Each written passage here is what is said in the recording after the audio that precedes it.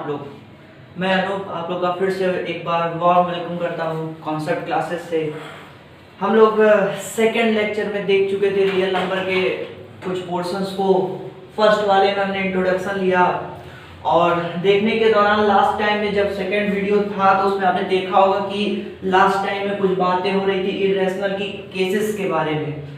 चलिए आज उसी क्लास को फिर से कंटिन्यू करते हैं, एक बार देखना शुरू करेंगे, वहीं से कुछ बातों को देख लीजिए और फिर इसको शुरुआत किया जाता है। ये कुछ टॉपिक्स हैं जिसे आपको हमेशा के लिए याद करना होगा, जिसे हम पहले से लिख के रखे हुए हैं। देखिएगा इसे। चलिए देखिए, सबसे पहले आप देखेंगे कि जब आप पिछली क्लास में देख रहे थे तो सभी रेशनल नंबर को हमने बताया था कि किसी भी रेशनल नंबर को अगर हम p/q के फॉर्म में लिख ले रहे हैं तो उसे हम रेशनल नंबर कह सकते हैं। लेकिन यहाँ पे कुछ केस था कि q की वैल्यू कभी भी 0 के इक्वल नहीं होनी चाहिए। साथ ही कुछ नई बातों को भी हमने सीखा, अब उसे भी देखिएगा कि अगर आपने मान लिया कि डिनोमिनेटर q को 2 और 5 के फैक्टर के फॉर्म में, देखिएगा यहाँ पे m और n पावर है, 2 और 5 के फैक्टर के फॉर्म में अगर इसे आपने लिख दिया तो उस समय ये जो नंबर होगा वो रेशनल नंबर होगा। ध्यान दीजिएगा कि यहाँ पे m और n की वैल्यूज जो है वो नॉन निगेटिव इंटीजर्स होने चाहिए, ऐसा हमने उसमें बता रखा था, आपने देखा भी था। चलिए एक बार फिर से कंटिन्यू करेंगे, अब इन बातों को समझना शुरू करते हैं। अगर देखिए मान लीजिए कि q की वैल्यू आपने 2 और 5 के फैक्टर के फॉर्म में नहीं लिख पाया तो वो नंबर क्या होगा? तो वो नंबर जो होगा वो ऐसे समझिए कि वो रेशनल होने के साथ नॉन रिपीटिंग नंबर होंगे। ठीक है, ध्यान दीजिएगा। इसके बाद की बात शुरुआत करते हैं। अब आगे देखिए यहाँ कुछ केसेस हैं। जैसे पहला देखिएगा, all terminal and non terminal recurring numbers are rational. Recurring का मतलब है रिपीटिंग। ठीक है, all the non terminal non recurring numbers are irrational, मतलब कि आप ऐसे समझिए कि कोई भी अगर non terminal non recurring number है तो वो हमेशा के लिए इरेशनल ही होगा, ऐसा आपने देखा था, पिछली क्लास में भी देखा था। Sum and difference of rational and irrational number is irrational. ये तो बात बिल्कुल सही है। जैसे आपने मान लिया कि अगर √3 और √3 को आपने ऐड किया तो 2√3 आ रहा है, यहाँ पे ये भी नंबर क्या है? इरेशनल है। इसी तरह से आपने मान लिया कि नेगेटिव ऑफ इरेशनल नंबर को आपने लिया तो वो भी हमेशा क्या निकल के आता है? इरेशनल। जैसे अगर कहीं मान लीजिए √3 लिखा हुआ है और आपने इसका नेगेटिव टर्म लिया तो ये नेगेटिव इरेशनल नंबर जो होगा वो भी इरेशनल होगा। इसके बाद पांचवी बात को करेंगे, sum difference product coefficient of two irrational number need not to be irrational. इसका क्या मतलब है कि अगर आप मान लीजिए कि दो इरेशनल नंबर हैं, उनको सम कर रहे हैं, डिफरेंस कर रहे हैं या प्रोडक्ट कर रहे हैं, तो ये हमेशा जरूरी नहीं है कि वो इरेशनल ही हो। तो ये 5 बातें आप हमेशा याद रखेंगे भाव, इसे ध्यान से समझिए कि पांचों बातें बहुत इंपॉर्टेंट है। इसमें देखिएगा पांचवी बात पे जरूर फोकस एक बार करिएगा। चलिए इसके बाद अब हम कुछ क्वेश्चंस को देखेंगे। ठीक है, चलिए कुछ क्वेश्चंस को देखना शुरू करेंगे हम लोग। तो यहाँ पे देखिए कुछ रेशनल नंबर को फाइंड करना है 3 और 5 के बीच में। तो जैसे मान लीजिए क्वेश्चन जो आते हैं वो बहुत तरह के हो सकते हैं। जैसे कुछ क्वेश्चन में यहाँ पे 3 लिख के आ सकता है, 4। मैं एक एग्जांपल ले रहा हूँ, find the 3 rational number between 3 and 5। तो इसके लिए देखिए हम 2 मेथड आपको बता रहे हैं। फर्स्ट मेथड देखिए और उसके बाद सेकंड देखिएगा। फर्स्ट मेथड ज्यादा अच्छा रहेगा। ठीक है, चलिए इसके लिए हम पहले करते क्या है, सबसे पहले देखिए ये 3 है और ये 5 है, तो हम 3 को रेशनल के फॉर्म यानी p/q के फॉर्म में लिखेंगे। तो हम इसको लिखने के लिए कुछ भी लिख सकते हैं। जैसे आप मान लीजिए लिख सकते हैं 6/2 लिख सकते हैं, और 5 को आप क्या लिख सकते हो? तो 5 को लिख सकते हो आप 10/2। और इसके मतलब 3 रेशनल नंबर फाइंड करना है तो इसके बीच में देखिए क्या क्या आएगा, 7/2, 8/2, 9/2। इस तरह से आपने देखा कि यहाँ पे 3 नंबर्स जो आपने फाइंड कर लिया है वो क्या है? रेशनल नंबर है। तो ये आपका फर्स्ट मेथड है जो आपको पसंद आया होगा। ये देखिए, इसके बाद अगर आप चाहें तो और भी कुछ लिख सकते हैं, जरूरी नहीं, ये मस्ट रिक्वायर नहीं है कि आप 6/2 ही लिखें। आप 3 के लिए कुछ भी, जैसे आप मान लीजिए लिख सकते हैं 12/4, ठीक है। और 5 को क्या लिख सकते हैं, मान लीजिए लिखेंगे क्या 20/4। तो इसके बीच में बहुत सारे नंबर आएंगे, जैसे 13/4, 14/4, 15/4, तो ऐसे करके 16/4, 17/4, ये सभी नंबर जो होंगे उनके बीच के डेसिमल नंबर होंगे। लेकिन यहाँ ये ध्यान रखिएगा कि इसमें जैसे 3 कहा था तो हमने 3 वाले लिए, अगर मन करे तो यहाँ पे ये भी ले सकते हैं, इसमें बहुत सारे आएंगे। अगर यही इसी केस में मान लीजिए 5 रेशनल नंबर होता तो हम इस वाले को नहीं लेते, ये मेथड नहीं अप्लाई करते, बल्कि ये वाला लेते। क्यों? क्योंकि इसमें हमको 5 रेशनल नंबर आसानी से मिल जा रहे हैं। तो ये था फर्स्ट मेथड। अब इसके बाद इसका सेकंड मेथड देखिए। सेकंड मेथड कैसे करेंगे, बहुत आसान है।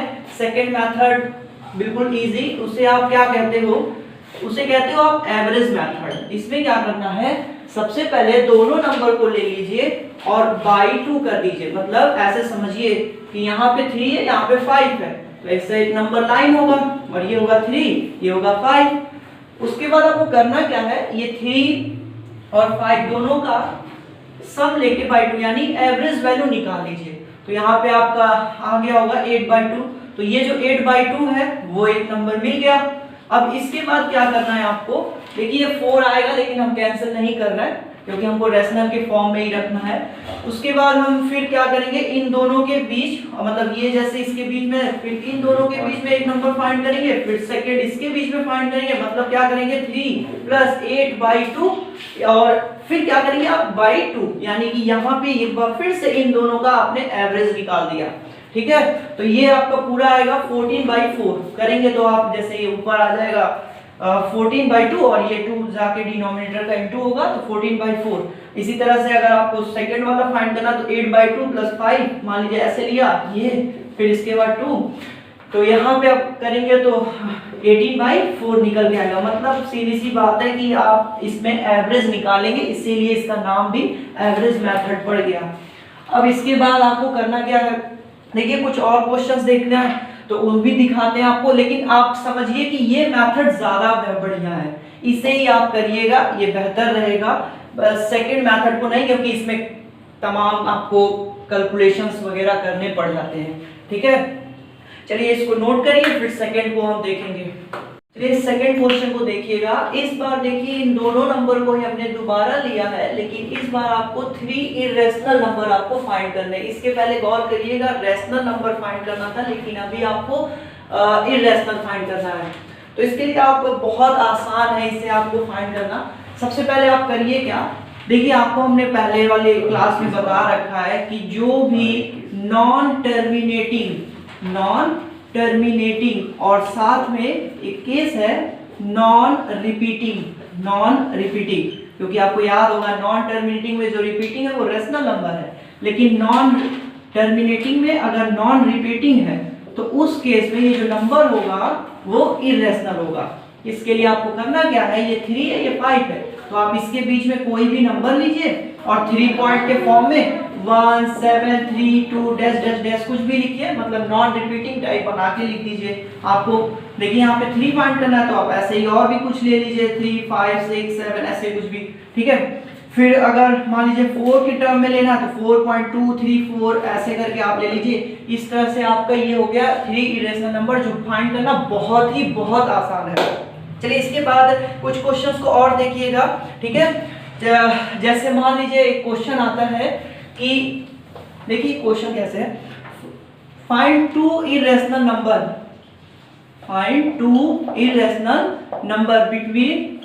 Between √3 and √5।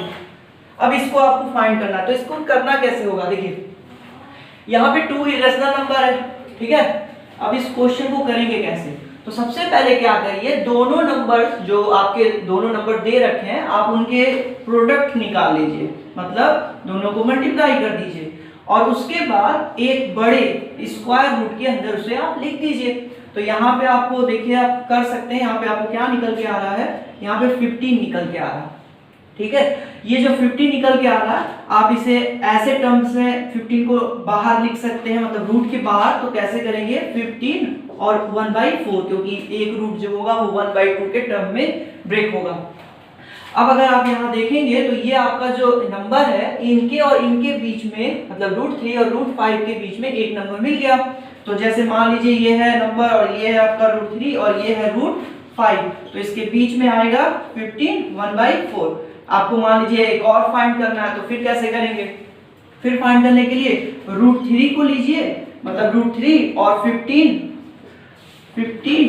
1/4, और इससे क्या करिए एक होल स्क्वायर रूट में लिख लीजिए, फिर इसे इंटू कर दीजिए। देखिए 3 पे क्या होगा 1/4 और यहाँ पे 15 पे क्या हो जाएगा, एक बार फिर से रूट है तो देखिएगा, गौर करिए, बहुत ध्यान से समझिएगा, फोकस करिए इस चीज पे।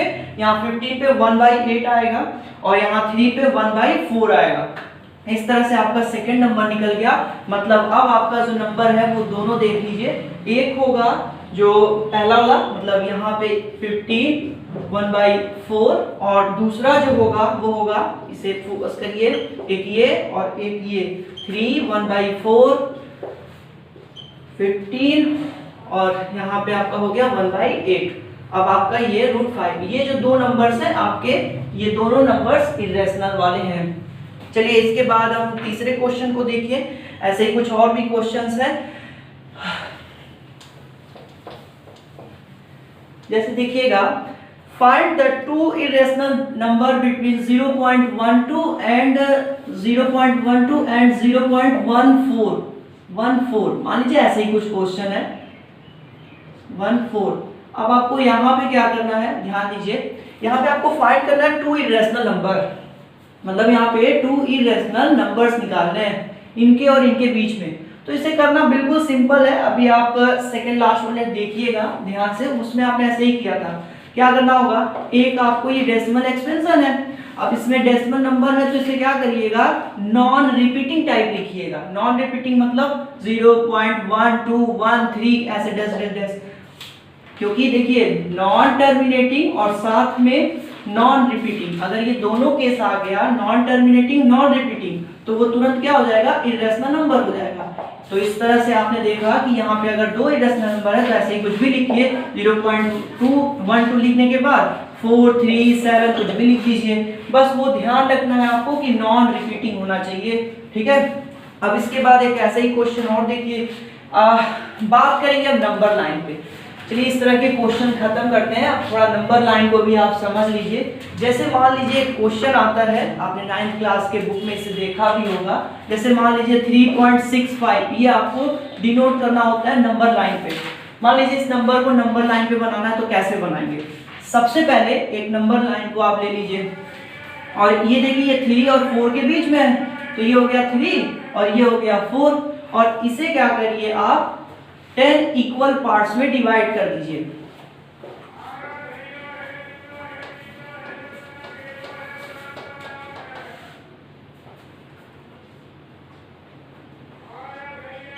और यहाँ पे देखिए ये हो गया है 10 इक्वल पार्ट्स में डिवाइड हो गया है, तो यहाँ पे होगा पहला देखिए 3.1 3.2 3.3 3.4 3.5 3.6 3.7 3.8 3.9।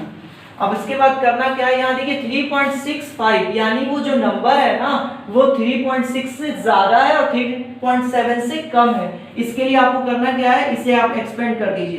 तो फिर से एक बार इस नंबर लाइन को और बड़े में देखिए, यहाँ पे होगा 3.6 और यहाँ पे होगा 3.7, फिर इसे 10 इक्वल पार्ट्स में डिवाइड करिए, ठीक है, 3 4 5 6 7 8, यहाँ पे 3.7 तो इसके बाद होगा देखिए 3.61 3.62 3.63 3.64, यहाँ पे होगा 3.65 और यहाँ पे होगा 3.66 3.67 3.68 और ये लास्ट आपका हो गया 3.69। मतलब आप इस पे फोकस करिए, ये आपका निकल के आ चुका है 3.65। इस तरह से आप किसी भी नंबर को नंबर लाइन पे फाइंड आउट कर सकते हैं। आपको इसके लिए करना क्या है, जो नंबर है उसे लीजिए, फिर वो उसको आप 10 इक्वल पार्ट्स में डिवाइड करिए, वो किसके किसके बीच में है, फिर उसके अंदर जाइए, और फिर अगर आप मान लीजिए इसी में अगर आपके 3.65 1 2 ऐसे रहता तो आप क्या करते, फिर इसे एक बार इसे एक्सपेंड कर देते, मतलब 3.65 से शुरू करते और आप चले जाते कहाँ पे 3.66। अब इसके बीच में ये नंबर आपका मिल जाता। ठीक है, उम्मीद करते हैं आप ये समझ गए होंगे। इसे नोट डाउन करिए फिर देखते हैं। चलिए बच्चों एक बार फिर से ध्यान दीजिएगा, एक फिर से ये क्वेश्चन है, इसे भी नंबर लाइन पे ही रिप्रेजेंट करना है, लेकिन गौर करिए इस बार जो नंबर है वो आपका इरेशनल टाइप का है। तो आप मान लीजिए इसको आपको अगर रिप्रेजेंट करना है तो कैसे करना होगा, फोकस करिए, ये थोड़ा हट के होगा पिछले क्वेश्चन से। इसके लिए आपको सबसे पहले करना क्या है, सबसे पहले एक नंबर लाइन ले लीजिए, लेकिन इसके पहले हम थोड़ा सा आपको समझाना चाहेंगे पाइथागोरस थ्योरम के बारे में। सब लोगों ने पाइथागोरस थ्योरम समझा जरूर होगा, एक बार देख लीजिए। पाइथागोरस थ्योरम जो है वो होता है राइट एंगल ट्राइंगल पे। राइट एंगल ट्राइंगल में एक जो सबसे बड़ी साइड होती है उसे आप हाइपोटेनियस बोलते हैं। ठीक है, और ये जो लाइन मतलब हाइपोटेनियस है, और उसके बाद देखिएगा यहाँ ये जो लाइन है वो है बेस, इसे बोलते हो आप बेस, और बेस पे ठीक 90 डिग्री पे जो लाइन है वो है आपका क्या, परपेंडिकुलर। तो पाइथागोरस के थ्योरम के अकॉर्डिंग जो थ्योरम निकल के आता है उसे समझिए, ओ ए बी। अगर ऐसे मान लीजिए कुछ ओ ए बी एक राइट एंगल ट्राइंगल है तो आप कैसे इस पे अप्लाई करोगे, ओ ए का जो स्क्वायर है वो O B square plus A B square के बराबर होता है भाई, सम के बराबर होता है, ध्यान दीजिएगा। तो पाइथागोरस का थ्योरम बहुत सिंपल है, ऐसे समझिए बड़े साइड का जो स्क्वायर है वो दो छोटे छोटे साइड के स्क्वायर के सम के बराबर है। बहुत सिंपल है, इसे बार बार फोकस करिए, आराम से इसको समझिए, फिर यहाँ पे हम समझेंगे। चलिए इसको देखिए, मान लीजिए इस नंबर पे √2 है। अब √2 जो है वो कैसे निकल के आ रहा होगा, हम इसे पाइथागोरस में इंक्लूड करके समझेंगे। तो देखिए आप अगर मान लीजिए ये आपका जो अगर ये ट्राइंगल है और अगर इसकी साइड 1 सेमी है और ये भी परपेंडिकुलर भी 1 सेमी है, तो हाइपोटेनियस जो होगा वो आपका देखिए, आप हाइपोटेनियस जब फाइंड आउट करोगे तो ये आपका निकल के आएगा √2। तो मतलब क्या है कि कोई भी रिप्रेजेंट जब करना होता है नंबर लाइन पे कोई इरेशनल नंबर, तो इसके लिए आपको करना क्या है, उसे आप पाइथागोरस के थ्योरम में समझने की कोशिश कीजिए, उसे ब्रेक करिए कि उस फॉर्म में हो जाए। तो मतलब क्या है, सबसे पहले आपको 1 सेमी की लाइन ड्रॉ करनी है। ठीक है, मान लीजिए आपने 1 सेमी की लाइन ड्रॉ की, फिर उसके बाद क्या करेंगे, आप कंपास की मदद से, प्रोटेक्टर की मदद से आप इस पे 90 डिग्री का एक एंगल बनाओगे। ठीक है, जैसे मान लो ये लाइन है ए बी नाम का, ठीक है, और इसके बाद आप क्या करोगे, बी पे 90 डिग्री का एक एंगल ड्रॉ करोगे। जब ये एंगल ड्रॉ करोगे तो ये जो लाइन होनी चाहिए वो ध्यान दीजिएगा, यानी जिसे आप परपेंडिकुलर बोलोगे वो अभी आपका 1 सेमी ही होना चाहिए। गौर करिए, एक बार फिर से समझिए। सबसे पहले हमने क्या किया, एक नंबर लाइन 1 सेमी का ड्रॉ किया, फिर हम उसके एक पॉइंट पे 1 सेमी का ही एक परपेंडिकुलर एंगल बनाया, जो कैसे बनाया, प्रोटेक्टर कंपास की मदद से। फिर आप क्या करोगे, इस ए को मान लीजिए इस पॉइंट से, मतलब अगर आप इसे मान लीजिए सी है यानी बीसी परपेंडिकुलर है, तो एसी को आप क्या करोगे, मिला दोगे। तो जो आपका एसी आएगा वो कितने के बराबर आएगा, √2 के बराबर आएगा, क्योंकि यही तो है पाइथागोरस थ्योरम। अब इसके बाद आप क्या करो, इसे देखिए, इसे ड्रॉप डाउन स्टेप्स बोलते हैं, ध्यान दीजिए। आप करोगे क्या, इस पे कंपास रख के और इसे ही आप ड्रॉप डाउन करोगे। ठीक है, जब यहाँ पे ड्रॉप डाउन करोगे तो ये जहां पे टच करेगा, जिस पॉइंट पे टच करेगा ना, ये ही आपका क्या हो जाएगा, √2 हो जाएगा। मतलब यही आपका √2 है। इस तरह से आपने नंबर लाइन पे इस नंबर को आपने डिनोट कर दिया। मतलब ये देखिए √2 आपका निकल के आ गया। एक बार फिर से पूरे स्टेप्स को क्लियर करिए। सबसे पहले क्या करना है, 1 सेमी का एक लाइन ड्रॉ करेंगे, फिर उस पे हमने क्या किया, एक बेस परपेंडिकुलर ड्रॉ किया जो 1 सेमी का ही होना चाहिए। उसके बाद फिर हमने ए और सी को मिला दिया, फिर वो जिसकी वैल्यू क्या है, √2। फिर हम क्या करेंगे, उस ए से ड्रॉप डाउन करेंगे और ड्रॉप डाउन करने के बाद वो जिस पॉइंट पे टच करेगा वो वही क्या होगा, √2 होगा। मतलब ये जो दूरी निकल के आएगी वो √2 आएगी। तो इस तरह से आपने √2 को देखा। मान लीजिए आपको √3 ड्रॉ करना है, तो कैसे करेंगे, इसे देखिए, फिर हम सेकेंड वाला बताते हैं √3 कैसे होगा। थोड़ा सा इससे हट के होगा, थोड़ा सा और अलग करेंगे। तो सबसे पहले देखिए, अगर आप इसे देख लिए फिर हम कंटिन्यू करेंगे। देखिए यहाँ पे आपको करना क्या है, सबसे पहले उसी स्टेप से है, बहुत आसान। क्या करना है, √3 है तो इसको टर्म्स को तोड़िए।